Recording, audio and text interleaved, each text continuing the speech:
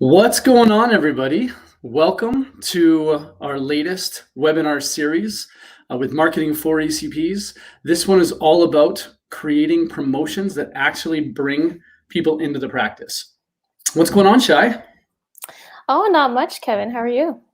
Good. So for those that don't know me, my name is Kevin Wilhelm. I am the president of Marketing for ECPs. We are a digital agency that supports the eye care industry. With me today is Shaila. We call her Shy, even though she's anything but shy.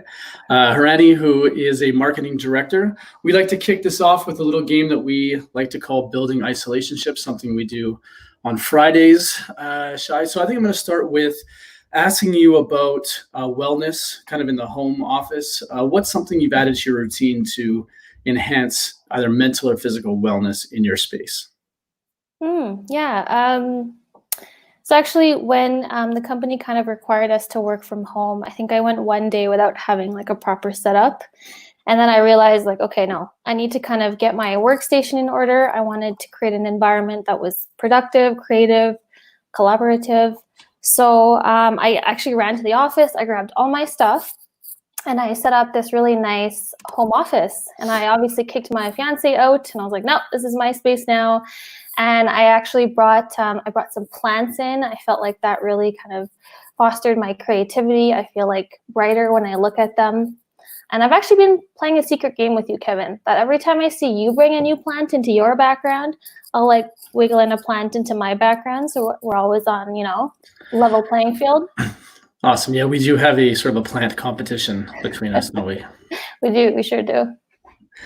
Cool. And what's your question for me today? Yeah, so I have this book here, which I've been required to keep at arm's length at all times. That's right. And I think you made the staff read this book. This is called Click, authored by Kevin Wilhelm, for those of you who haven't heard of it. And I kind of want to dig in a little bit into maybe something you can share with us, maybe like a teaser, a concept that might help our listeners today. Sure. So actually, funny enough, today's topic primarily is covered in the book. So we really go through creating a plan, talking about your objectives. We're going to dive into budget today. So a lot of that stuff is in the book. And, thanks for that shamelessly full plug. Let's get going, Shai. So first, I would like to thank Johnson & Johnson as our sponsor. I've said it every week. They are a fantastic partner to collaborate on this. They've helped us with the content direction and really supporting the initiative of just helping the industry, during this time and trying to provide some guidance, support, advice. So thank you to our partners at J&J Vision. A couple things that are happening with Marketing for ECPs that you can take advantage of today. We've had a lot of people take advantage of this complimentary website audit. You go to our website, marketingforecps.com. You click the request a website audit. Our team will look through your website. They will analyze speed and content, uniqueness, and just give some strategy advice. They book a meeting with you and they go through it together. So feel free to do that. Also, something exciting is we launched an initiative, which is a digital relaunch campaign initiative. Our team has created 11 different campaigns free for you to use. We know that as practices now reopen across North America, we are needing to ensure that we launch with success.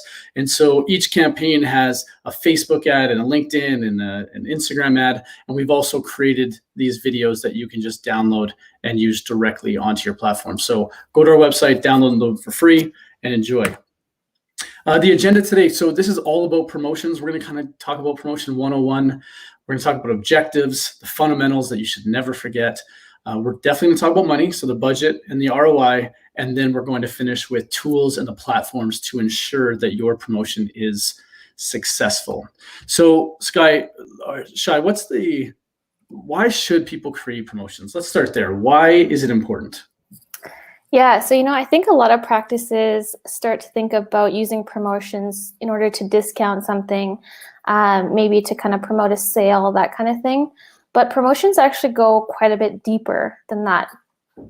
Generally speaking, your business is able to fill a need. And so we'll get into kind of really deeper into why you should run a promotion, but really it's because You have a great product you want to share. You might have a seasonal offer. Your business has the potential to grow, and so most importantly, that's what it is. You really want to get your practice in front of people. Cool. So what is the function of the word promotion? So we're talking about a promotion, which is promoting something in your business, but let's kind of pull it back a step and talk about the function of promotion as it fits in with just marketing theory.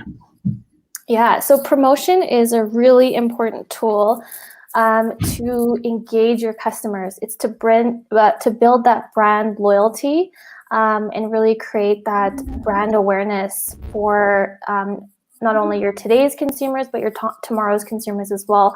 So promotion in general is all about how you are marketing your business, the tools that you're using to marketing your business. So it's one of the 4 P's, right? Like you'll have your product, your price, your place, and your promotion is really how you're going to get your message out there. Yeah, so when it comes to product, like you can talk about marketing in terms of creating a unique product that no one else is offering or what really stands out. Price point completely dictates marketing strategy. Place is either your retail location, whether you are in like a mall or you're in a kind of a destination setting. Promotion is just letting the world know that you exist. And so I love that. When we talk about marketing in general, I've written about this, I've talked about this. I'd love to hear your sort of take on the whole 2 objectives when it comes to marketing. Yes, this is the age-old question. It's all about, am I thinking about immediate revenue generation for like right now? Or am I thinking about building a brand and building awareness for tomorrow? So it's really about capturing demand versus creating a demand. So really that immediate revenue generation is all about people that are actually looking for you right now. They may already be in that sales funnel. They're considering actually converting on a service or a product that you have to offer, while more so that lead gen or that brand awareness is more about creating a demand for customers and for patients that don't even know that they actually might need your service. So you're generally just creating that brand awareness for them. Yeah, and it's really a balance. Like when we talk about generating leads, we're talking about taking prospective patients or customers that are right now needing your service. They're going online, they're telling Google, I need an eye exam, I need to buy glasses, I need to get contact lenses. Who should I deal with? And so they don't need to make up their mind about buying into the category. They just need to decide who they're going to do business with. And so it's important to have a strategy specifically for generating patients today. And just like you said, the other side of this is, what about tomorrow? And so when they think about an eye exam, they think about dry eye, and they think about contact lenses, and think about high-end frames or unique styles, they're now thinking synonymously with your brand. And that's really about building a brand so that you don't have to buy and pay for a kind of lead generation. And that's why that balance is so important. Shai, let's talk about like, what is a promotion? How do you define what a promotion is? Yeah, so not to be confused with promotion in general as a tool. A promotion would be kind of set around a series of or a variety of parameters. So generally, a promotion is associated to a specific goal you might have. We'll give you some examples here. Actually, I'm actually going to break it out with specific examples. So your goal might be to increase some sales by a specific amount in a particular amount of time. And so you'll have that goal, and then you'll create a promotional budget. And in that budget, we'll actually get into this in a little bit later. So we've decided on a budget, and then we also want to talk about duration. So there is going to be a sense of urgency usually with a promotion. It's not like a forever, never-ending kind of thing. We usually kind of create boundaries for that promotion. And then, of course, imagery plays a big role. So this is kind of like we're talking maybe like a graphic ad or that kind of thing in this example. So you're going to create imagery that speaks to whatever that promotion might be.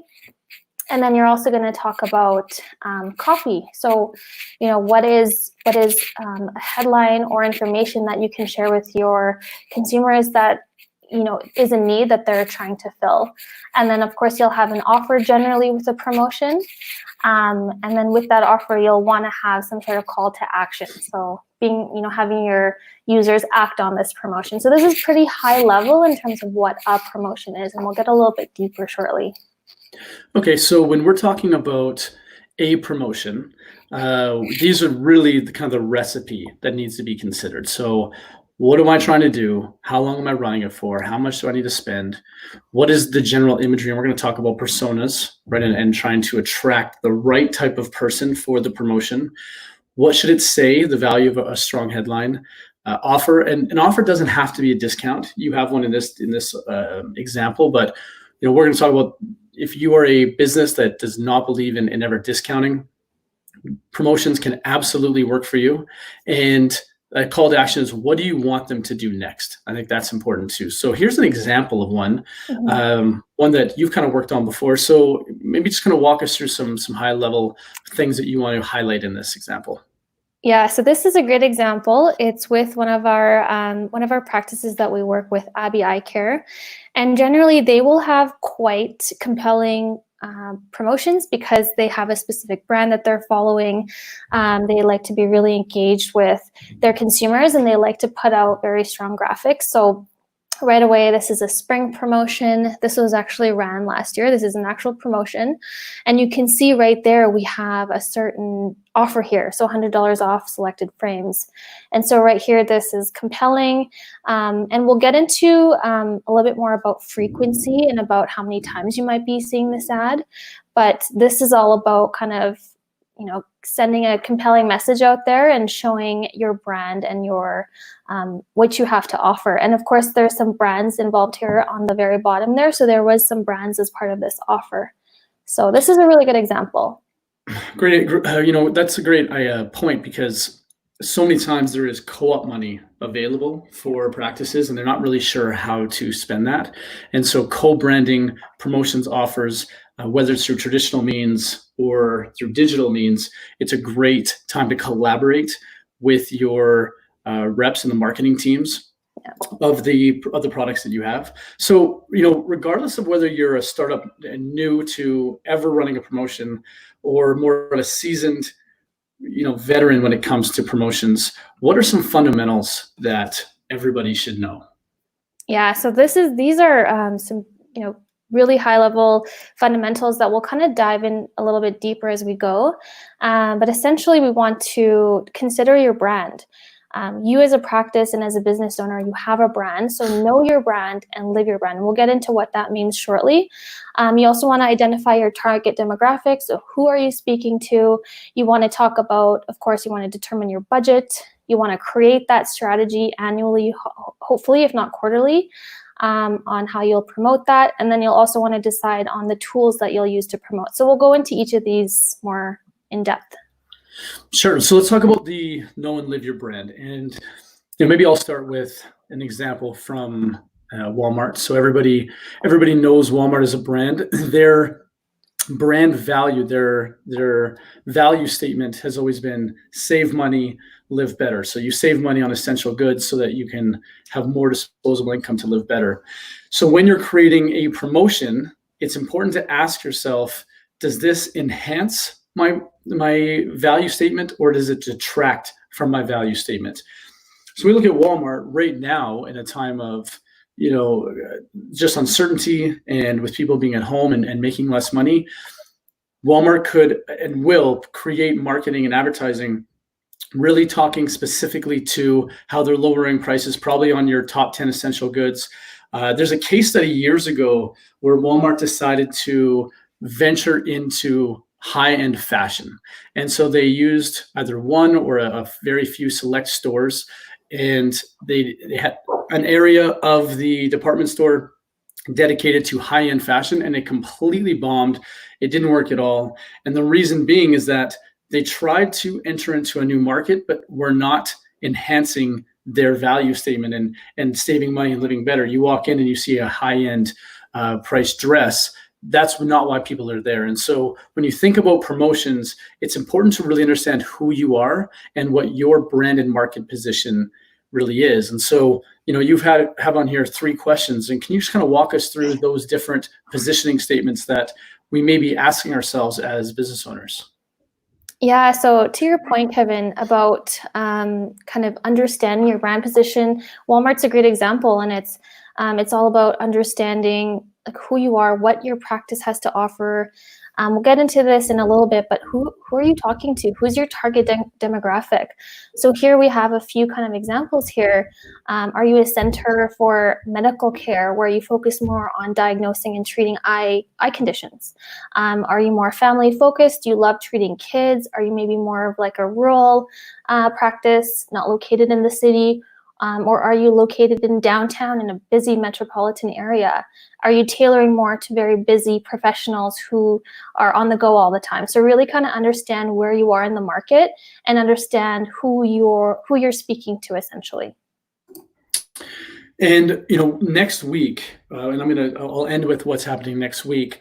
But we have a webinar all about brand, and it's branding beyond the logo. So we are going to spend really a dedicated hour next week about branding. But talking about brand, and I want to ask your opinion: why is brand just so important right now? Why should people care about maintaining and understanding who they are before they actually go out and promote themselves? Yeah, so creating a brand is super important just because you want to create a bit of brand recognition and you want people to know what to expect from you as a business. When someone potentially sees an ad or sees an offer, they know what to expect when they're seeing your brand. They've associated it to a certain level of value. And then in that way, you're attracting the right kind of customers that live the same core values that you have as a practice. By doing so, you're able to create a barrier of entry for your competitors. Because, for example, let's think of a practice in a downtown location, and they're super hyper-focused on, let's say, dry eye management. And they've done a lot of research. They understand their target demographic. They have very strong graphics. They really understand who they're serving. It's going to be really hard for a competitor to come in and shatter that because they've got such a brand recognition and an understanding by their consumers of what they do and what they offer. And lastly, this in itself creates authenticity because you're being authentic to your brand. You're being authentic to what you offer, and you're real about it. So that's why brand is quite important to consider. Yeah, like in the world of, we are so, as just marketers and as business owners, we're desperate for brand loyalty and knowing that consumers are more educated than ever before, more knowledgeable. It actually creates a little bit of disloyalty because we are more educated as consumers and we're making our own decisions before letting the brand influence.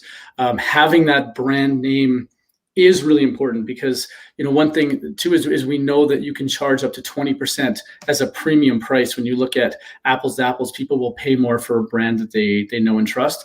And I also love the idea of creates that barrier for entry, and you talked about that. But digging down, in a world of disruption, when we have online retailers, we have big box, and we have so many different options for consumers, building that brand loyalty and saying that is my optician, that is my optometrist, and having that associated is really important because it does sort of stave off a little bit of that competitive nature. Now, earlier you mentioned about frequency, and so I want to ask you about this. We talk about advertising and seeing a message. How many times does somebody need to see an ad before it actually makes an impact? Yeah, so this is a good question because this is an age-old marketing rule. It's not a new rule, but it's essentially the power of frequency. And we've all heard like, how many times does a consumer have to see your brand before they convert, before they make a decision about whether to purchase from you? And so really, it's actually not about the number 7. It's really about frequency. And in a world where you just mentioned, we're constantly I want to say bombarded or immersed in marketing. We're always seeing different marketing, different offers, different brands, and so that tends to become background noise. But if you're able to create a brand for yourself, build that brand recognition, and then repetitively do it consistently and do it well, you're then able to actually kind of get out of that background noise and start to build this loyalty by your consumers. And actually, bringing up the law of the mind from this book, I guess your book is not the only book we'll talk about, Kevin. There's another book called The 22 Immutable Laws of Marketing. And one of the laws in that book is the law of the mind. And it says that it's better to be first in mind rather than first in the marketplace.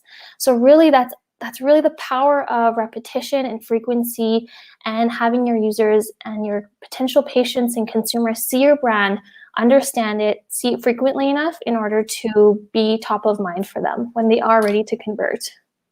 That's an interesting quote, because, can you name a shoe manufacturer that's worldwide and the number one shoe manufacturer off the top of your head? Nike. Right. So it's top of your mind. Adidas is actually the first one. Decades before was a company that's been around a lot longer. And so Nike had to catch up, but because of marketing and a lot of it is to do with endorsements and the way that they've promoted themselves, they have become really top of mind for majority of consumers worldwide. Actually, great. Kevin, Yeah. It was just because I watched The Last Dance recently, and they were pumping Nike out, so that was like totally top of mind at the moment. So it's another way, absolutely.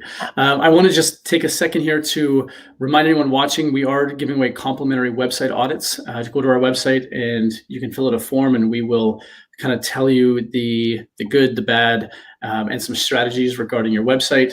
We've also launched some digital relaunch campaigns that are free. Just, again, go to our website, download them, and use them across all your platforms. Shai, kind of diving back in, I love this. I love this graphic. We have the buying funnel, and for those that don't know, you are a vegetarian, and where we are, it is lunch hour. So I can't imagine a vegetarian over lunch hour not being able to incorporate tofu somewhere into the presentation. But can you walk us through what TOFU, MOFU, and BOFU means and why it's important? Yeah, I think I made this presentation over lunchtime, so that's very fitting. TOFU, MOFU, BOFU is it's a very memorable acronym, but essentially we're talking about the sales funnel here and the marketing funnel in general. So when you're considering your consumers that are in various places in this funnel, they might be at the top where they don't actually have a problem yet that you are ready to solve. But they are kind of aware of your brand. They're kind of aware of your product offerings. They're at the very top here. They might not be ready to convert. So we would cater these ads more so about, very high level brand awareness. So here we have kind of a mock ad here showing healthy eyes or happy eyes. So another value add here is the convenient hours to fit your busy location or busy schedule, and then located in this building. So it's very high level. It's just appealing to those consumers that might not be ready to convert, but they are kind of potentially in this funnel. So this is all about awareness, right? So how many times have we heard, I have a great business, I just need more people to know that I exist? And that's really where the top of the funnel comes in. It's they either they're in their 20s and they're just not getting eye exams done, or they are buying online, or they're just a consumer that hasn't really considered you yet.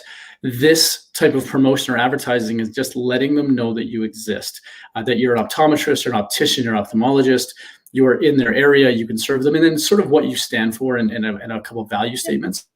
As we go down, kind of walk us through that middle of the funnel, your strategy. Yeah, so over here we actually have a bit more of a catered ad here where we actually have an offer. So we have that 20% off all sunglasses, and then we have a little bit of urgency because we're talking about during the month of July. So we might serve this ad, it is going to be targeted. We are going to be targeting a specific demographic, and it might be during a specific amount of time, so a couple weeks before July. And then there's this call to action now that's put in here saying browse online. So right away we have a bit of urgency, and then we have an action to take. So this is kind of cycling you through the funnel a little bit. You're a little bit lower down, and you're potentially ready to, if not convert, you're considering it. So this is for people that, okay, so I know that you're a business in my area. Now the idea here is we sell sunglasses. It's summer, we sell sunglasses. Now you're sort of creating interest and some desire and saying, learn more about me. It's not that I just exist. Now you can learn more about me. As we dig down, and Shai's had some very small internet issues. She's going to pop back here in a minute, but I'm going to talk about the bottom of the funnel, which is specifically telling your consumers, I want you to take action right now. And so Shai's back from her lunch break. So we're just talking about the bottom of the funnel and having that ad and saying, here's a clear call to action. We do comprehensive eye exams. Book your exam now. And we're trying to get those people that we know, we know in general that parents are busy, people are busy, a million things go through their head a day. And we know that booking an eye exam, buying glasses are on the to-do list. And so an ad like this is making it easy to say, put this to the top of your to-do list. Just click this ad. You're going to take into an easy place where you can just book an eye exam. And that's where you can move somebody from awareness to interest to really that action state of getting them to do something that you want them to do. In this case, it's book now. Moving on, I want to talk about just overall brand consistency. So many times, we've dealt with just even in my career where I've seen brands that are used totally different blues and different fonts, and you're letting the accounting people deal with the marketing side, and so they just, for everyone to know how important is brand consistency and why is it important? Yeah, this is huge, and I think Anne-Louise will be getting into this next week. She's our art director, but brand consistency is huge because, again, you want to be authentic and you want to live your brand. Your brand is your full-time ambassador, no matter where you are, where your brand is being seen. So we really want to stay true to it. And so that when someone is seeing your brand, could be in a storefront, could be online, could be on your website, they're really consuming it and understanding that this is you, this is your brand, and this is what you live by. And so being a little bit more thoughtful about it is really important. Great. Yeah. And for me, it's also that trust. The more they see a consistent brand, the more they trust it. If it continually changes in their mind, it's really just not locking in.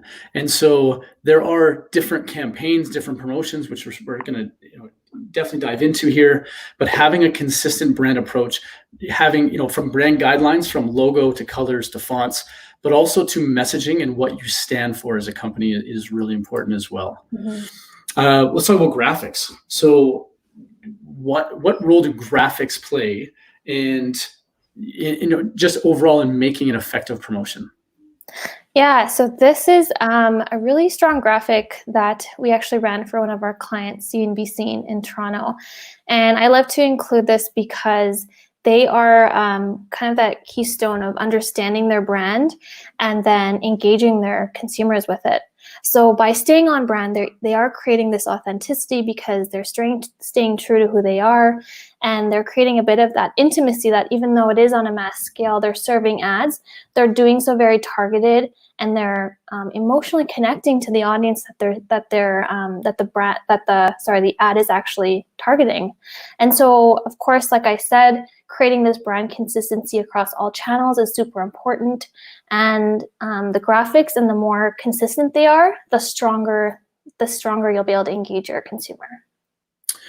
I'm going to just answer a couple questions that have come in. One from Steven on YouTube, and he just asked, what are some ideas you have regarding quality eye care and eyewear when you don't want to discount? I can tell you, Steven, that promotions are also about promoting the different products, services, and brands that you have within your practice. And so leveraging the immense brand power of the products that you have in your practice, in your company, is we just don't do it enough. And when you look at it, and obviously J&J is a sponsor here, and AccuView, and the amount of money that they spend promoting the AccuView name, which is one of the top 3 consumer brands in eye care, promoting and co-leveraging the fact that you provide that as a contact lens helps bring people in, because it tells them, this is the type of practice I am. I carry this quality product, and I can have them kind of associate yourself with the brand. And so if you are, we talk about Luxottica, if you're a Luxottica practice, then kind of marrying yourself with those. If you are independent and you say, I just don't carry any Luxottica brands, then promote those independent brand lines and explain why you brought them in, and do videos and create content on the quality and the selection. So I think that's a great sort of idea, is just promoting both the service, the products, and the brands. And then Sean asked, is there a particular place to put these ads? Sean, we are going to finish today with the tools and platforms and how to do that. And he asked, is this a secret sauce? Yes, but we are committed to supporting, so we're going to give that secret sauce today. So moving on, I want to talk about personas and just audience and why that's important, of knowing who you're supposed to be talking to. Yeah, so just as we mentioned, kind of curating your brand a little bit, you're also understanding who you're talking to. So as a practice in general, doesn't matter, if you're a brand new practice later on in the game, you want to identify who your target demographic is. So really looking at your consumer breakdown, even through your platforms, and understanding who's coming to visit you, who's making those decisions, and then understanding who your ideal customer is. By doing so, we're able to actually create promotions that speak directly to this target audience. So we'll consider things like proximity to your practice, age range, gender, lifestyle. Are they busy on the go? Are they more, are they more of the weekend visitors, that kind of thing? So understanding really like the lifestyle. And then by doing this, you're actually creating more of that intimacy with them. You're speaking directly to them. You're answering the questions and the needs that they might have. Yeah, one of the questions I like to always ask is what car is your demographic driving? And identifying the car that your customer is driving, look at how they promote themselves. So whether it's Honda, BMW, Tesla, Acura, what have you, look at the promotions that their company's doing to attract that. That's a good idea. The other one is what type of coffee do they drink? So are they a Starbucks consumer, or are they an at-home sort of, never want to use a disposable cup type of coffee drinker? And so looking at some of those mainstream product types will tell you how are they being marketed elsewhere, and that'll help give you a strategy for how you can market to those people within your practice. Yeah, that's a great point, because once you actually identify your user and your user persona, so what we've done here is we've actually taken, we've created a person, we've created part of our demographic. She has a name, she has a bio, she has a career, she has interests, there's certain technologies that she uses. We've really identified and dug a little deep here to understand who we're targeting. And that way, just to your point, Kevin, about, what coffee do they drink? What do they drive? That way we're actually able to understand and build some empathy for them, and then curate our tone and our language towards this specific persona. Generally speaking, we want to identify about 3 to 5 personas per business. There might be different types of people that come to see you. And then within promotions, we want to kind of really target maybe just one, so that we're really able to curate it that way. I was on a podcast last week, the Try Not to Blink podcast. For anyone that is watching this that has not subscribed or listened to the Try Not to Blink podcast, it's hilarious. I've been a guest, very, very fortunate to be a guest twice. But the host, Jimmy, has recently come on as a client, and we were just talking about this part in particular, and he called it the fluffy stuff, the marketing fluffy stuff, and kind of was joking about trying to, why are you asking me these questions? Why do you care about target personas? It's just so fluffy. And I think it's important, because when I do any kind of facilitation, and I'll ask the room, who here, all day long, they see the perfect patient. They always see the type of customer, the type of patient they want to see. The answer is always, we can always see more of that type. And there's patients we want, and there's patients we sort of have. And so marketing should steer towards the aspirational, I want to see more Jills, for instance. And so when you create that target persona, you're saying, I want to see more of this particular person. So all your marketing, all of your targeting is specific around attracting that person in, which is why it's important to do that hard work to actually identify who they are. And in any business, you sort of have 3 to 5. When it comes to a promotion, you should target in on one of them. So that's really the tips we have there. Shai, do you mind if I take over this part of it? I love talking about budgets. I love talking about money. This is a question that I get asked a ton, is how much should I budget for promotions, and how much should I invest in marketing in general. So really what we see is there are three models. One is there's no marketing budget, we just let it ride. And that is probably 95% of all business owners, not just in eye care, in all facets of life. Most business owners just wake up every day, they run the business. And what generally happens is we don't invest a lot in marketing, we don't put a lot of time into it.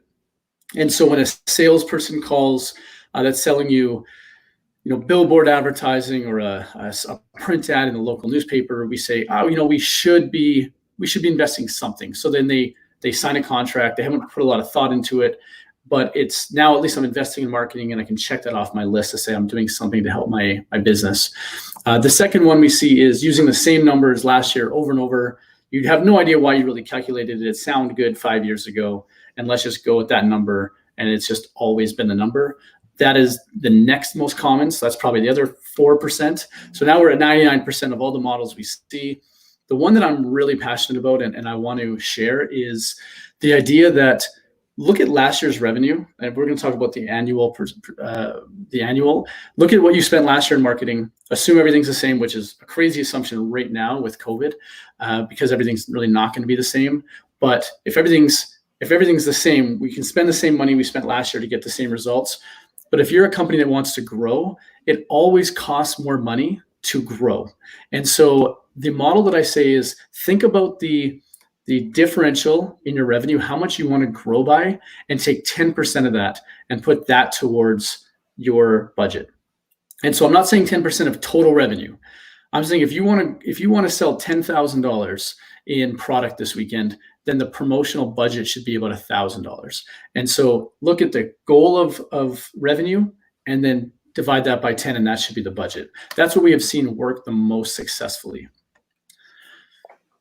So Shine, now what? So now we've talked about brand, we've talked about user demographic, we've talked about design, talked about budget. Now what do I do? Yeah, so right at this point, we want to identify, so we have all these things in place. Now we want to talk about a strategy. And this is kind of probably one of the more asked questions, because it's like, okay, I get all this, but how do I plan ahead?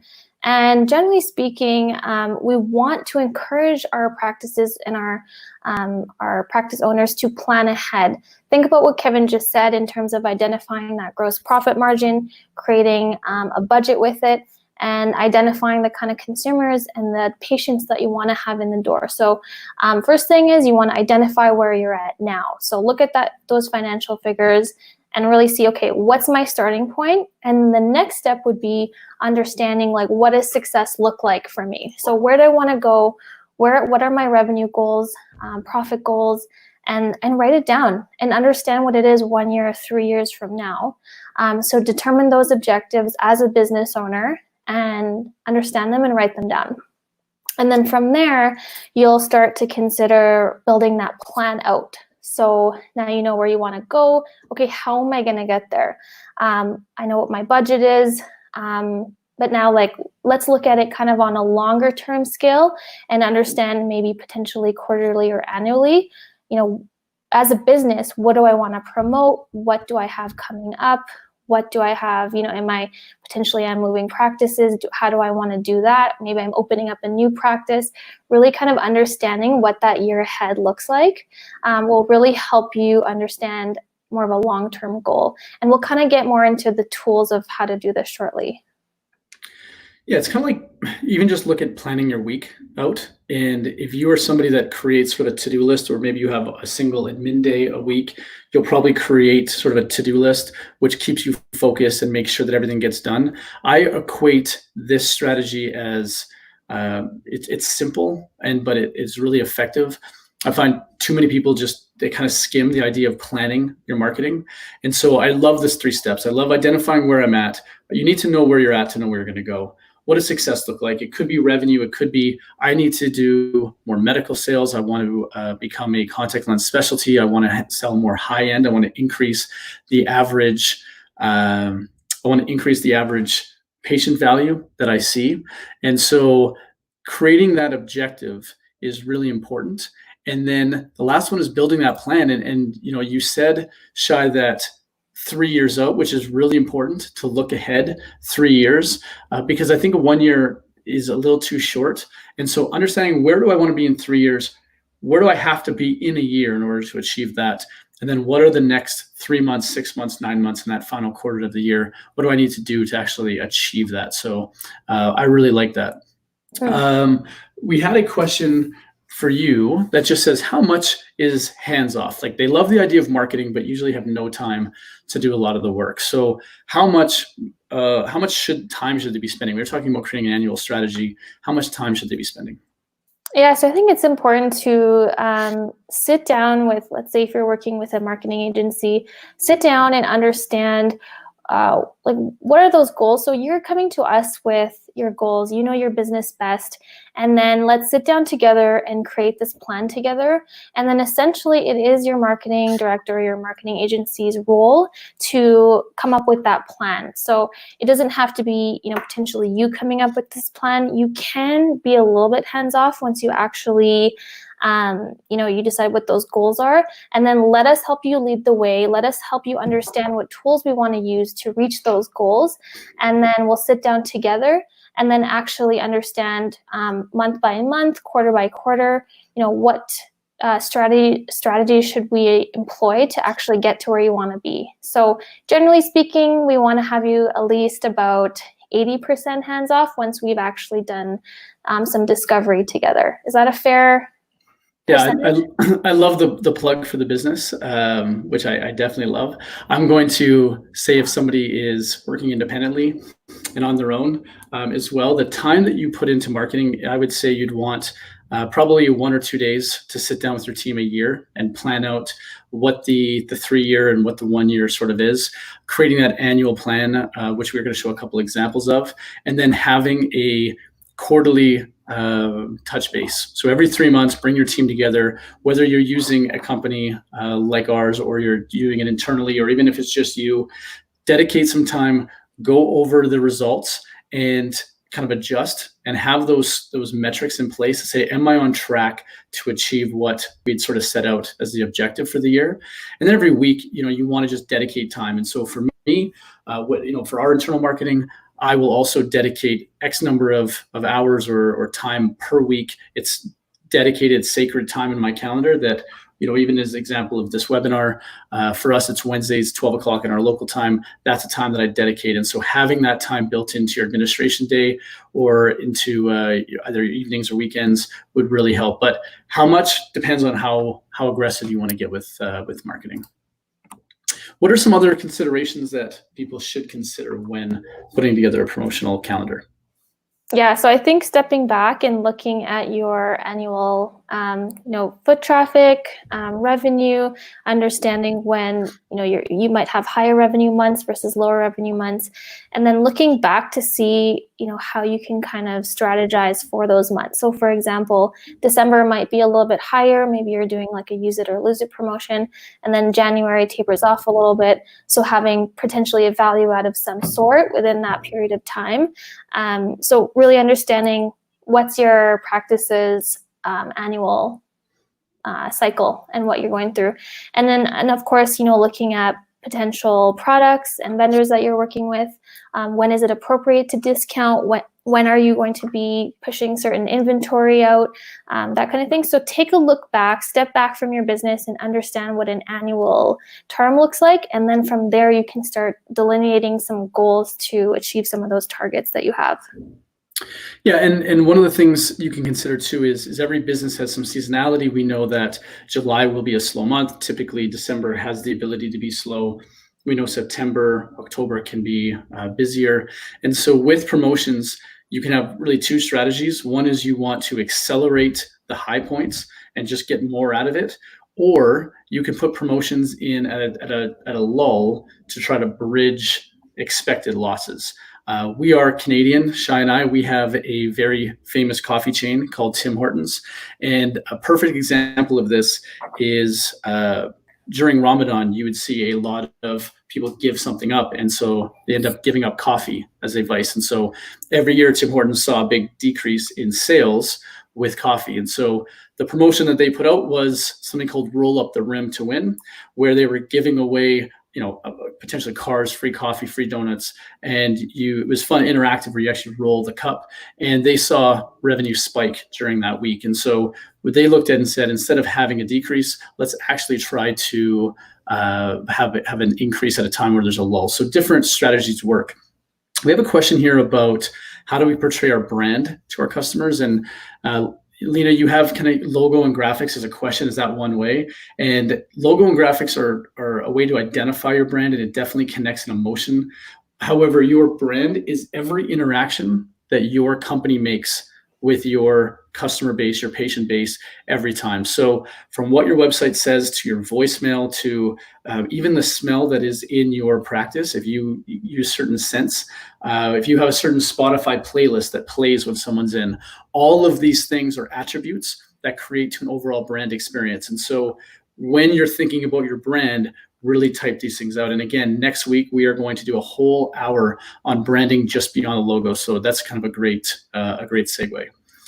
Shai, you put together a calendar as an example. This is not meant for people just to quickly write things down. The idea is, you may be a more mature practice, many doctors, a lot of admin staff, and have the ability to create a full calendar.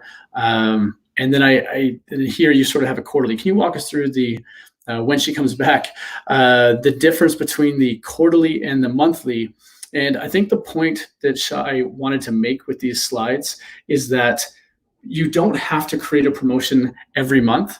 What instead is have a quarterly strategy and then supplement it in monthly if you have the resources, the time, and the energy. So Shai, I took your very profound advice that you gave me yesterday, and I just did the plug while you took yet another break to enjoy some tofu. Let's dive into marketing tools. We've been asked about this. We want to really dive into this. Walk us through, how can people actually go out and promote themselves? Yeah, so this is really good. I think this is what a lot of business owners are asking us. What tools are at my disposal? What can I do myself? So really high level here, we're going to look at digital marketing tools versus other more traditional or other forms. So of course, your website is a big tool for you. Google search ads, we'll get into a little bit of that. Display advertising, paid social. Paid social is like Facebook and Instagram ads. Posting simply on your organic social media, posting organically, such as posting on Facebook or Instagram, is a form of marketing, of course. YouTube and video advertising is, kind of underused at this point, I think we've seen. So that's a great way of branding. And then patient email communication, so doing potentially monthly or quarterly emails. And then, of course, search engine optimization. So we did that webinar, I think, last week on SEO. And then other tools are things like print, in-practice collateral, so what you're actually seeing in practice when you're going right in, direct mail items, signage is very important. Of course, you want to have that in place, potentially radio, and then referral methods as well. So we'll kind of get into some of these in a little bit more detail. Okay, and when I see this for the first time, I go, way too much. I'm just not going to do it. It's a lot, right? So It's a little bit overload. So you've put together a slide at the end here that kind of goes the must-haves and the nice-to-haves, and I really liked how you did that. So sort of a teaser coming up. So let's dig into one of my favorites, and this is relatively new. So for anyone that hasn't done online advertising, kind of the whole thing is new, but tell us what the difference between a typical banner ad online and a responsive ad online, and why that would work better, and how that can be a benefit. So general, more traditional display advertising are more static ads. So I showed you an example earlier from Abby Eye Care. It was kind of that fuchsia color. So it's more static. It has actual text on the ad. It has that image, and then you're seeing them along different areas on different websites you could be visiting. So that's kind of one of the differences, is that they're static, and whatever image you choose and whatever copy you choose, that's what you get. With responsive, it is a newer tool that Google has come up with, and it's really about optimizing the ad best suited to the consumer who's going to digest this. So with this kind of ad, you'll have a set of images, you'll have a set of headlines and descriptions on potentially what that promotion is, and then you'll have a call to action. And then together with this algorithm that Google uses, we're able to best serve an ad and a very visually appealing ad to the right consumer at the right amount of time. So what I love about these ads is that you can run them for a specific amount or a specific time of day. You can serve them to a specific demographic. They're very curated. And this is we're seeing a lot of success with these. And I've chosen these two. These are examples from CNBC in Toronto. So they're quite, as you can see, they're very engaging.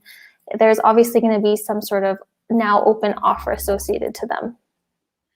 Great. Yeah. So with artificial intelligence, machine learning, you're actually in real time testing so many different variations of image and headline. And so you're finding the best combination in that. And I just love it. Let's talk about paid social. Yeah, paid social, generally what we would do. So paid social is like Facebook advertising, Instagram advertising. Of course, a business owner can go in and boost a post that they have. But when we get into more paid social advertising, it is a little bit more based on our own research and data from how people are actually consuming your marketing. And then we'll take that, we'll optimize them. We can serve them at potential different times of the day. And what we like to do is actually run the same ads that we're running on Google. We'll also run those on social media, on Facebook and Instagram, because again, that frequency, that power of frequency is very important here, that I'm staying consistent across all my channels. So this is kind of an example here that we have on paid social ads. Yeah, we had a question earlier from a sales rep that said, how can we support? How can we help? And we get that quite a lot as well. So the suggestion that we would have is sit down with your practice owner and collaborate and say, okay, let's build out look at their calendar, look at the marketing calendar and say, where would you like us to support you? What time of year? How best can we support you? Look to your marketing departments, because your marketing departments are hard at work creating a lot of great social content, videos. Use that, and then perhaps put some quote dollars towards actually help promoting this out and using some of these tactics. And Facebook is a great one because they can create a post about the promotion, the event, and just boost it and use some quote dollars to actually do the boosting. So that's definitely one way. Speaking about Facebook, what about the power of Facebook events? Yeah, this is good because this is something that a practice owner or the staff can actually run on their own. This is a great tool for if you're looking to increase foot traffic in the practice for a specific promotion that you're running. I wouldn't say to do this very frequently, like every week. Really kind of focus on some of those those occasions where you have maybe an annual event or an annual sale, or just in general, just a summer event, whatever you're running, and use Facebook events to your advantage. I have a couple stats here pulled from Facebook, actually.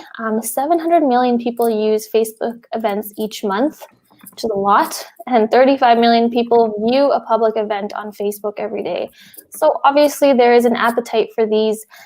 Use them to your advantage. You can go ahead and boost them on your own as well, and they're a really good way to engage some of your followers, and then have your staff take part in this too. Have them share with their followers as well, announce it in practice, and it's a great way to kind of do things organically as well. Cool. And then, talking about YouTube, we did a webinar with Dr. Joe Allen, 135,000 subscribers on YouTube. He's done a great job creating organic content, but YouTube advertising is incredibly effective because you can create 15, 20-second ads. You can target the right demographic around the proximity of your business. And the way that YouTube works is you only pay when somebody actually watches the ad.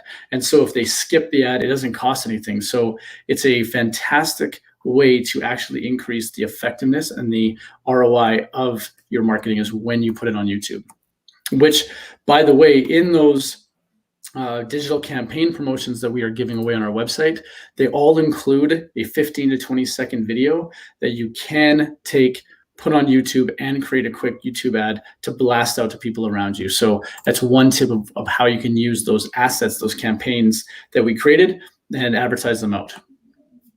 Let's talk about emails, probably the most underutilized free way to market your business.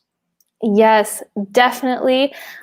We want to be able to really tap into our loyal customers. We want to do this a little bit strategically. We don't want to hit with a bunch of emails every week.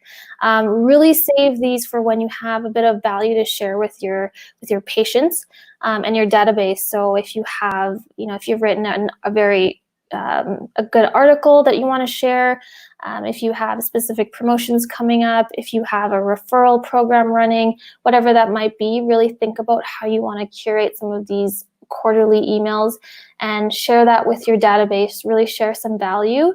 And so this is really good to stay connected with your database. Love it. So I love that you highlighted a few, some really big ones. At the beginning, like 5 minutes ago, 10 minutes ago, you had listed a whole bunch of different platforms. Let's talk about priority versus the nice to have. Mm-hmm. So what is a priority and what is sort of, if you have time and extra resources you'd invest in, but what's the priority? Yeah, of course, a website. You definitely want to have a good engaging website that is conversion and user-centric. So you want to think about, and I think Jessica had done a webinar a couple weeks ago on this, so feel free to look back at that, but your website is a big tool for you for communication. So definitely something you must have. Signage, of course, running a practice, a brick and mortar, you definitely need signage, both interior, exterior.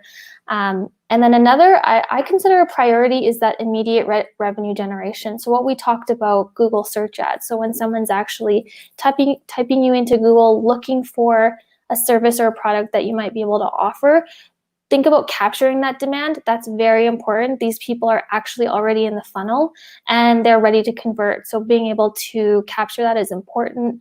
I would mix that with branded advertising because, again, we want to think about our consumers that might not be ready to convert today or tomorrow. Tomorrow, they're potentially ready to convert later on. So really continue branding as you can.